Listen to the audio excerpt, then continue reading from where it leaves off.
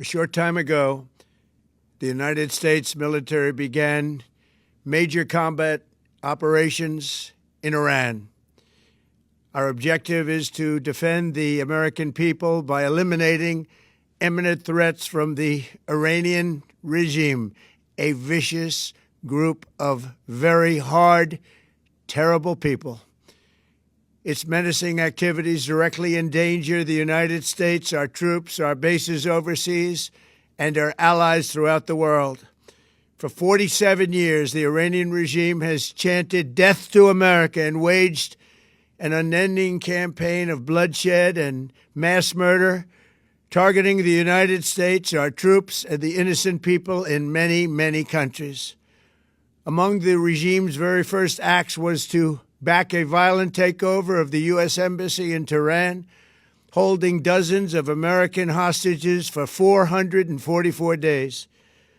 In 1983, Iran's proxies carried out the Marine barracks bombing in Beirut that killed 241 American military personnel. In 2000, they knew and were probably involved with the attack on the USS Cole. Many died. Iranian forces killed and maimed hundreds of American service members in Iraq. The regime's proxies have continued to launch countless attacks against American forces stationed in the Middle East in recent years, as well as U.S. naval and commercial vessels in international shipping lanes. It's been mass terror, and we're not going to put up with it any longer. From Lebanon to Yemen and Syria to Iraq, the regime has armed, trained, and funded terrorist militias that have soaked the earth with blood and guts. And it was Iran's proxy, Hamas, that launched the monstrous October 7th attacks on Israel, slaughtering more than 1,000 innocent people, including 46 Americans, while taking 12 of our citizens hostage. It was brutal, something like the world has never seen before. Iran is the world's #1 state sponsor of terror and just recently killed tens of thousands of its own citizens on the street as they protested. It has always been the policy of the United States, in particular, my administration, that this terrorist regime can never have a nuclear weapon. I'll say it again, they can never have a nuclear weapon. That is why in Operation Midnight Hammer last June, we obliterated the regime's nuclear program at Fordow, Natanz, and Isfahan. After that attack, we warned them never to resume their malicious pursuit of nuclear weapons, and we sought repeatedly to make a deal. We tried. They wanted to do it. They didn't want to do it. Again, they wanted to do it. They didn't want to do it. They didn't know what was happening. They just wanted to practice evil. But Iran refused, just as it has for decades and decades. They've rejected every opportunity to renounce their nuclear ambitions, and we can't take it anymore. Instead, they attempted to rebuild their nuclear program and to continue developing long-range missiles that can now threaten our very good friends and allies in Europe, our troops stationed overseas, and could soon reach the American homeland. Just imagine how emboldened this regime would be if they ever had and actually were armed with nuclear weapons as a means to deliver their message.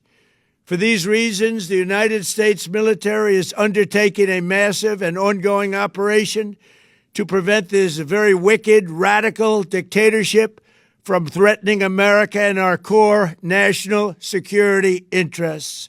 We are going to destroy their missiles and raise their missile industry to the ground. It will be totally, again, obliterated.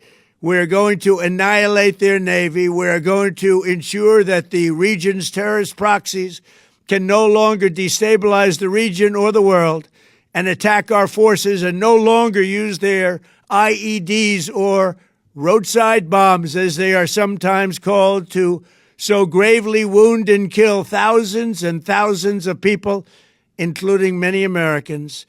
and we will ensure that Iran does not obtain a nuclear weapon. It's a very simple message. They will never have a nuclear weapon. This regime will soon learn that no one should challenge the strength and might of the United States Armed Forces. I built and rebuilt our military in my first administration, and there is no military on earth even close to its power, strength, or sophistication. My administration has taken every possible step to minimize the risk to U.S. personnel in the region. Even so, and I do not make this statement lightly, the Iranian regime seeks to kill. The lives of courageous American heroes may be lost, and we may have casualties. That often happens in war. But we're doing this not for now. We're doing this for the future, and it is a noble mission. We pray for every service member as they selflessly risk their lives to ensure that Americans and our children will never be threatened by a nuclear-armed Iran. We ask God to protect all of our heroes in harm's way, and we trust that, with His help, the men and women of the armed forces will prevail. We have the greatest in the world, and they will prevail. To the members of the Islamic Revolutionary Guard, the armed forces, and all of the police, I say tonight that you must lay down your weapons and have complete immunity, or, in the alternative, face certain death. So, lay down your arms. You will be treated fairly with total immunity, or you will face certain death. Finally, to the great proud people of Iran, I say tonight that the hour of your freedom is at hand. Stay sheltered. Don't leave your home.